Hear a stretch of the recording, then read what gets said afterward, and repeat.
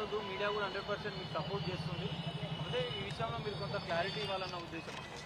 So మీ అభిమానులకు ఒకటే police డిపార్ట్మెంట్కు మీరు రిక్వెస్ట్ చేసి నేను మీడియా మిత్రులకు నేను ఒకటే కోరుకుంటున్నా, దయచేసి ముందు వెనక వెరిఫికేషన్ చేసుకొని పోలీసు వాళ్ళని అందరినీ కూడా అడిగి, దయచేసి నేను సోషల్ మీడియా నుంచి వచ్చా, నేను సోషల్ మీడియానే నాదే నాకు శాపంగా మారుతుందని నేను ఏ రోజు కూడా అనుకోలేదు.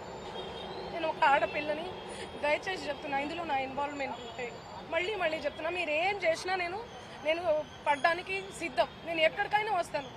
కానీ అనవసరంగా నన్ను దయచేసి బ్లేమ్ చేయకండి ముందు వెనక తెలుసుకోకుండా. ఇందులో నా ఇన్వాల్వ్మెంట్ 1% కాదు కదా, 0% కూడా లేదు. ఆయన జస్ట్ ఫేమస్ అవ్వడం కోసమే నాతో మాట్లాడాడు కూడా, నువ్వు వస్తేనే నేను మాట్లాడతాను అని చెప్పి ప్రతి ఒక్కరిని కూడా ఆయన అట్లనే అప్రోచ్ అవుతున్నారు. సెలబ్రిటీస్ని నేను కనుక్కున్నాను కూడా, ప్రతి ఒక్క సెలబ్రిటీ ఇదే చెప్తున్నారు. రిటర్న్ డబ్బులు ఇచ్చి మరీ ఇంటర్వ్యూ చేయించుకుంటాడట ఆయన, అంత పిచ్చి ఉంది ఆయనకి. ఆయన ముందు వీడియోలు వినండి. అండ్ ఈ కేసు సిఐడిలో ఆల్రెడీ నడుస్తుంది, 1 year నుంచి నడుస్తుంది. 3 years నుంచి వాళ్ళు ఈ దందా నడిపిస్తున్నారంట. వాళ్ళందరూ కూడా బాలాజీ నాయక్, మధు నాయక్, ఇంకెవరెవరో హేమకాంత్ రెడ్డి, ఇంకోరు ఎవరెవరో ఉన్నారు. వాళ్ళంతా గొలుసు కట్టులా ఉన్నారు వాళ్ళు. నాకు అసలు తెలీదు. అన్యం పుణ్యం ఎరగని మమ్మల్ని, నన్ను, నా ఫ్యామిలీని దయచేసి రోడ్డుకి ఇచ్చి, మీడియా మిత్రులారా మేము మళ్ళీ చెప్తున్నాం, న్యాయం ఎవరి వైపు ఉంటే వాళ్ళ వైపు ఉండండి. దయచేసి మీడియా అంటేనే నాకు చాలా గౌరవం, నిఖార్సైన మీడియా. దయచేసి చెప్తున్నా, మళ్ళీ చెప్తున్నా, వాస్తవాలు చెప్పండి, అవాస్తవాలు వద్దు. సడన్ గా ఇట్లా ఏం తెలియకుండా ఎవరో వచ్చి నా మీద ఎలిగేషన్స్ వేస్తే దయచేసి మీరు పెట్టుకోకండి. ఎందుకంటే నేను ఒక ఆడబిడ్డని, గిరిజన ఆడబిడ్డని. ఎవరెవరో పడనోళ్ళు మా ప్రోగ్రామ్కి రాలేదు, అంత బలుపా, అంత ఓవర్ యాక్షనా, ఏమేమో ఉంటాయి. వాళ్ళు వచ్చి పడదు అని చెప్పి ఏదేదో మాట్లాడుతుంటారు. మీరు అట్లా పెట్టుకోవడం చాలా తప్పు. దయచేసి మీడియా మిత్రులు, నా ఫ్యామిలీ లాంటి వాళ్ళు, నా ఫ్యామిలీ మీడియా అంటేనే నా ఫ్యామిలీ, నేను కూడా ఒక జర్నలిస్ట్గానే వచ్చాను. కానీ ఎవరిని ఏ మాట అనకుండా నా కష్టాన్ని నేను నమ్ముకొని, నా పాటను నేను నమ్ముకొని ముందుకెళ్తున్నాను. నా మీద పార్టీ ముద్రలు వేసినా కూడా నేను వద్దు ఈ పార్టీ అని చెప్పి అప్పుడెప్పుడో ముందుసారి సిచ్యువేషన్ని బట్టి వెళ్ళి పాటలు పాడిన. పార్టీ ముద్రలు వేస్తే 2023, 2024 ఎలక్షన్ మూమెంట్లో అసలు నేను ఎక్కడ కూడా కనిపించలేదు, ఎవరికి పాటలు కూడా పాడలేదు. అవునా కాదా? మీరు సెర్చ్ చేయండి. మళ్ళీ చెప్తున్నా, నాకు వద్దు, నా పాట ముఖ్యం. నాకు వద్దు ఈ పార్టీలు, పార్టీ జెండాలు, ఈ సుబ్బు లాంటి ఫేక్ ఎలిగేషన్స్ వద్దు నాకు ఇవన్నీ.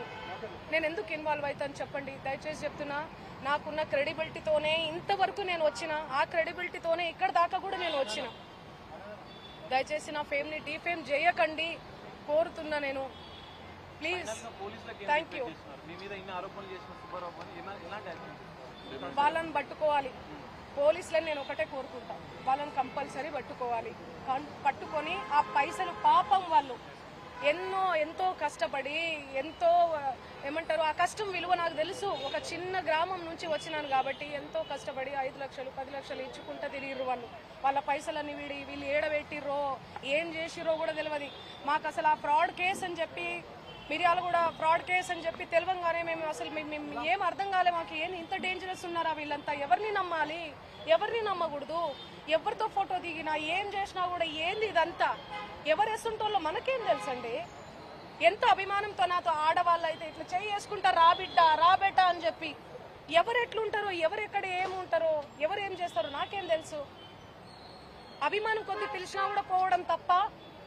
చెప్పండి, మీరే న్యాయం చేయండి, మీరే న్యాయం చెప్పండి. ఈయనకేం అవసరం అండి? ఈయనేమన్నా జడ్జా, ఈయనేమన్నా జ్యుడిషియలా, ఈయనేమన్నా లాయర్, ఈయనేమన్నా ఏమంటారు పోలీస్ శాఖనా, ఇన్వెస్టిగేషన్ పర్సనా?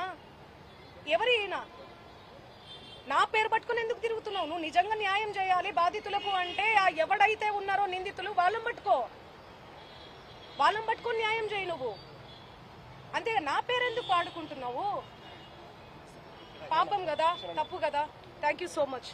న్యాయం చేస్తారని కోరుకుంటున్నాను.